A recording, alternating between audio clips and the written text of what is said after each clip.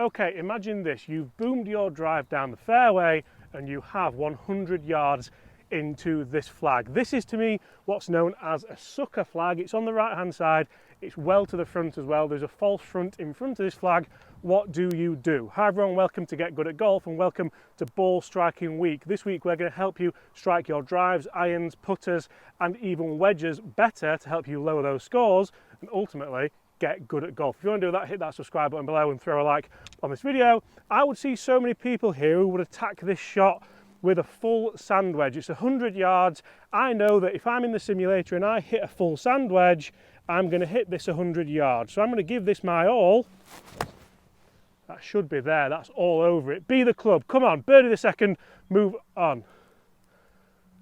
That is just short. I struck that really nice. I took a lovely divot after the ball, and to me I don't understand why that potentially hasn't gone the distance. But unfortunately in golf sometimes you might get a little bit of moisture in the grooves, you might get something that affects the spin or the launch, and you're not going to get the shot that you anticipate. Now the shot here for me would be this club. It would be the pitching wedge, 100 yards. I know that if I hit a full one of these it's 130 yards. And there's shots like this on every golf course around the world and you will come into them at some point. You can see actually there's a little bit of a ridge behind the flag that we want to use here. So this is a little bit more of a course management type of video, but also it's a ball striking video because you need to know that sometimes you might just get that strike that doesn't quite come off as you want it to. If there's a hazard shot of that flag, if there's a false front like this one here, that could cost you a double bogey here on the second hole of the day. Then you're thinking, oh, what on earth have I done here? Why haven't I just played a good, safe shot? Now, it's not necessarily about a safe shot, but it's about a shot that you know is going to go the distance. So I know this goes 130 yards, therefore I have a window of 130 to about 95 where the front edge of this green is. I can hit any of that window and still have a birdie putt, 2 putts for par and move on. If I think about what I would have potentially worked on in the past here for distance control, I know that with this pitching wedge, if I get that club moving to around parallel to the floor, that's going to be a 90-yard shot for me. 9 o'clock with the arm is a 90-yard shot, 11 o'clock is the 130-yard shot.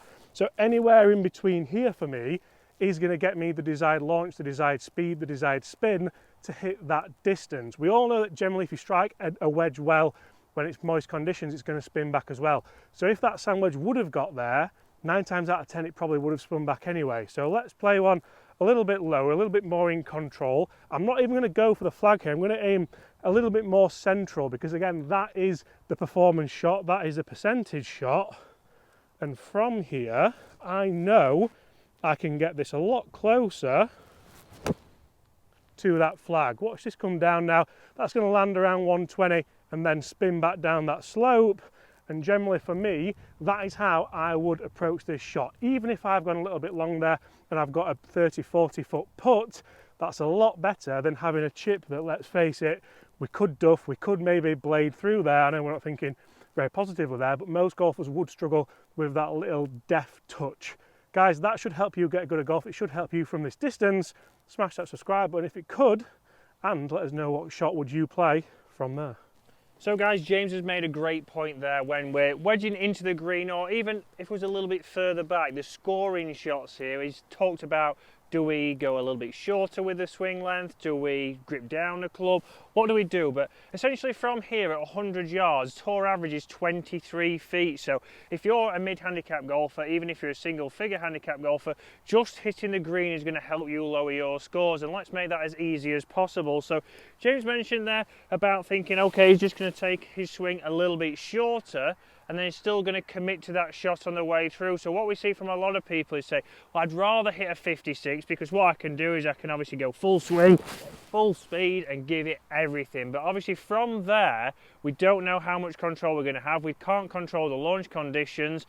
But then obviously the opposite is when people say, right, just slow it down a little bit. Then what we start to see is people go back to 3/4 and come through incredibly slow. So they've gone up to the pitching wedge, but then it's come up 20 yards short. It's come up shorter than a 56 would be. And that's what we need to talk about. So the other options we've got, obviously, is smoothing the swing out. But I'm still going to think, if I'm going to 11 o'clock, I want to be 11 o'clock on the way through. I'm still keeping that speed to make sure I get through to that position. I'm not slowing down and only finishing here.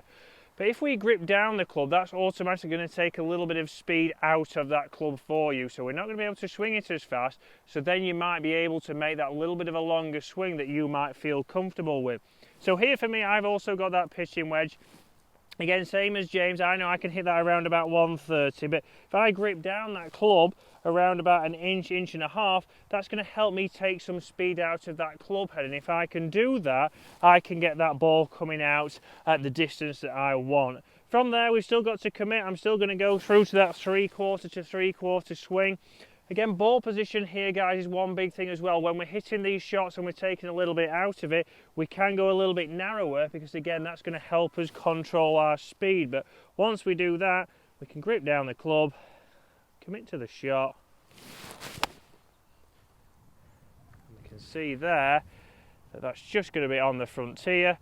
Give myself around about 20 feet. If it's inside tour average, great, but all I'm concerned about is I'm over that false front, I'm on the green, I'm giving myself a chance at a putt, and if we can do that, guys, we can help you get good at golf.